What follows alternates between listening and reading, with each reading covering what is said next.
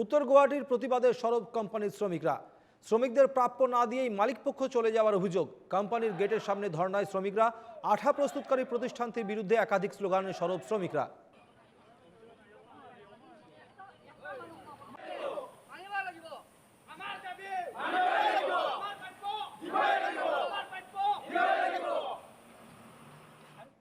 আজি আমি এতে মোৰো আজি কৰ্মৰত প্ৰায় 9 বছৰৰ অতিক্ৰম হ'ল। এতিয়া আমি জানিব পাৰিছো যে কোম্পানীটো ইয়াৰ পৰা যাবলৈ ওলাইছে। যাবলৈ আমি এনেকে কৈ আছো যে নাযায়, আমি সুধিলে কয় নাযায়। অলৰেডি কৰ্মচাৰীখিনি গোটাই বহাই থৈছে। 20 জন মানুহ কাম 20 জন কৰ্ম কৰি আছে। বাকী নবজে সিদিনা সুধিলো যে আমি তেওঁ কোনে আছিল মুম্বাইৰ পৰা ঘৰত আমাৰ মুম্বাইৰ পৰা আহিছিল, হেড অফিচৰ পৰা এজন মানুহ।